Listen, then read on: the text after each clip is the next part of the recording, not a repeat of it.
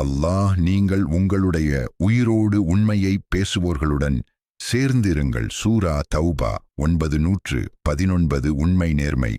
அல்லாஹ்வை நினைவுபடுத்தும் நண்பர்களோடு சேர்ந்திருங்கள். தீய நண்பர்களின் பாதகம் அந்நாளில் அநியாயக்காரன் கியாமத் நாளில் தனது கையை கடித்துக்கொண்டு நபி ஸல்லல்லாஹு அலைஹி வஸல்லம் அவர்கள் வழியெடுத்திருந்தால் நல்லதாயிருந்திருக்கும், தீய நண்பனை நான் தேர்ந்து எடுக்காமல் இருந்திருக்கலாமே என்று சொல்லுவான்.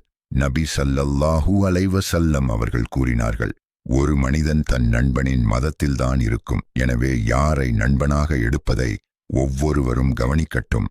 நல்ல நண்பன் முஸ்கு சந்தனம் அத்தர் வாசனை போல, கெட்ட நண்பன் அடுப்பில் ஊதுபவன் போல. நல்ல நண்பனிடமிருந்து மணமும் வரும், பரிசும் கிடைக்கும். கெட்ட நண்பனிடமோ துர்நாற்றமும் தீப்பற்றவும் வரும்.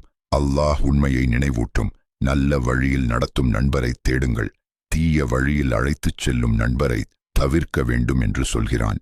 மேலும் இஸ்லாமிய அறிவு காணொளிகளை அறிந்து கொள்ள லைக் செய்யுங்கள், சப்ஸ்கிரைப் பண்ணுங்கள், ஷேர் பண்ண மறந்துடாதீங்க.